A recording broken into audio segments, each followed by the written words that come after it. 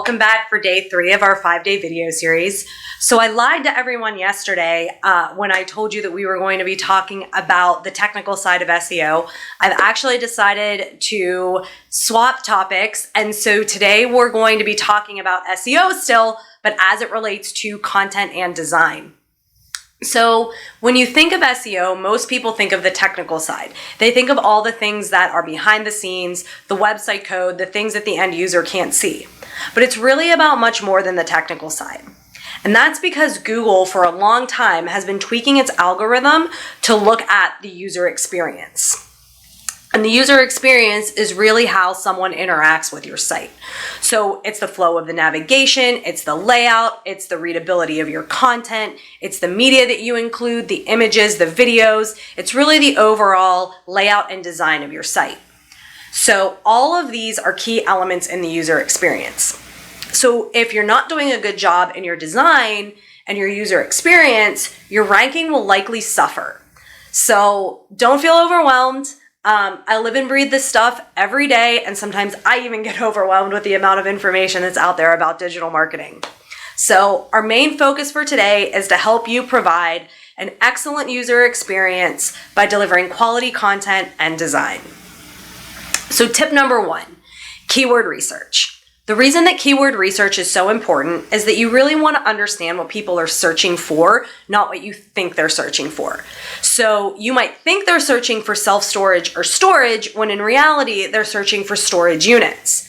So there are a number of tools out there that you can use that will help you determine what the best keywords are to use. So Ubersuggest is a great free tool. There's also a paid version of it. And then SEMrush is another great tool, but it is a paid software. But with both of these tools, and the paid version specifically, you get a whole lot of additional content and information about the keywords. But with the free version of Ubersuggest, you still get enough information to make some decisions. So what you do is you would put in a keyword that you think somebody would search for. And then you'll get a list of a whole bunch of related keywords to that keyword that you were looking for. And with that list, you'll get the volume of how many times people search for it. You'll get a number that tells you how difficult it is to rank for that keyword. And you'll even get the average cost per click, so that if you want to include it in a paid campaign, you know how much it might cost. So this is important for a few reasons. 1, you don't want to write content for your website that isn't going to drive any traffic.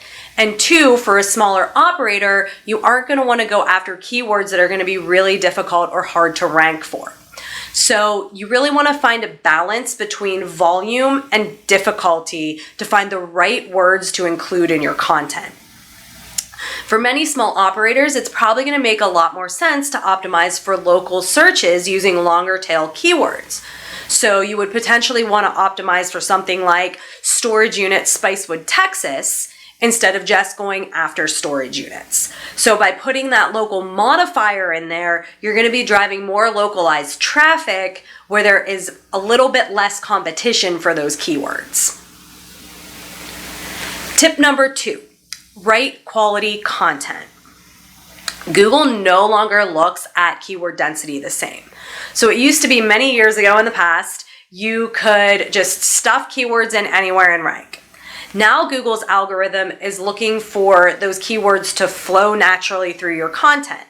So the best piece of advice I can give here is write for people. So it's not about the overall word count on your page, it's really about the quality.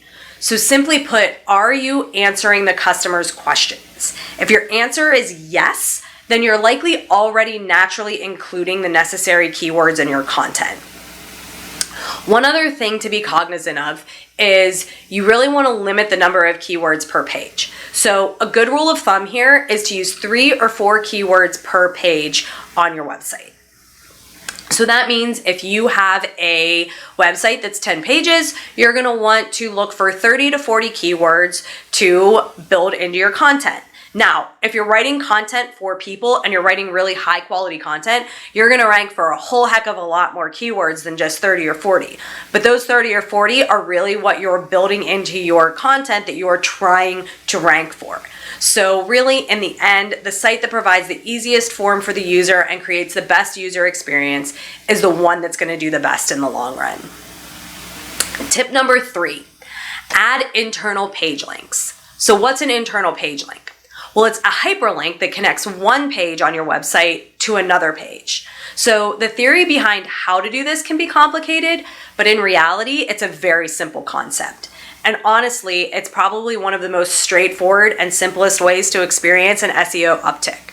And it's something that you can do on an ongoing basis. So there are 3 main reasons that you want to use internal links. 1, it aids in the website navigation. 2, it defines the architecture and hierarchy of the website. And 3, it helps distribute page authority and ranking power. So let me be clear. The internal links are not your main navigation. These are actual hyperlinks built into the content on your pages. So think about what content you might be able to link from page to page.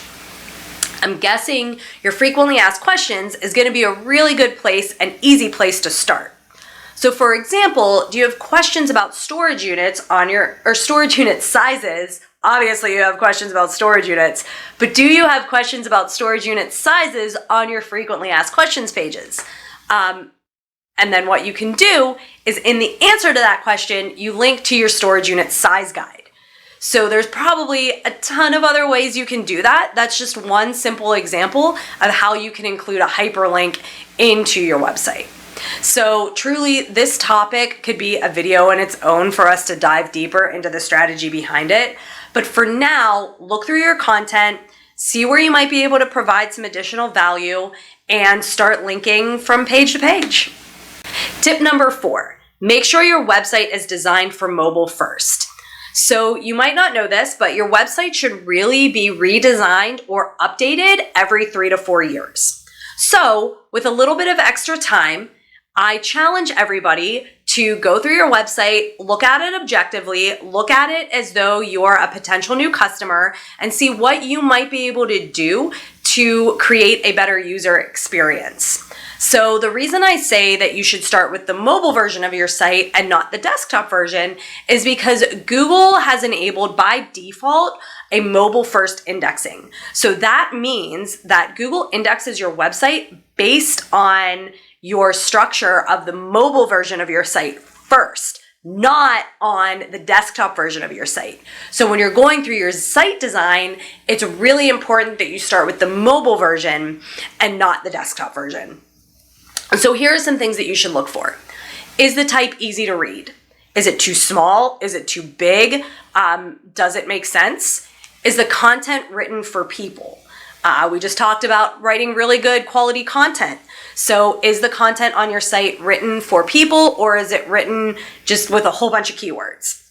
Are you using good font sizes? So that goes back to is the text easy to read? And also, is there a clear text hierarchy? So are you using headings, subheadings, bullet points, small paragraphs? Is there good spacing between the lines? Or is the content all kind of squeezed together? Is the color readable? So is there dark fonts for the text on a dark background, or light font on a light background? Overall, is it easy to navigate? Is it easy to use? Is it intuitive? Those are the things that you want to be looking for. So one last thought on the mobile friendly first topic. If you want to see if your current website is considered mobile friendly, Google has a really simple tool that you can use. You literally just need to Google mobile friendly test, and then you can run your URL through the software. It's free, and it'll tell you if there are any issues related to your mobile site. So in the end, it's really about making sure that your written content and your visual content is organized in a meaningful way that's going to tell the viewer a story. I only had 4 tips for you today, but don't worry, tomorrow I have plenty more. We will be continuing to explore SEO, the technical side of it this time. Don't worry, most of what we're talking about does not require a whole lot or any HTML or coding knowledge. Any of the rest of the items you can easily work with your digital marketing partner to accomplish. As a reminder, we are going to be doing that bonus video at the end of this, discussing tips for data and tracking, because if you are working on all this stuff, you want to make sure that it's working for you. As always, if you have questions, please leave them in the comments below. Otherwise, thanks for watching, and we will see you tomorrow.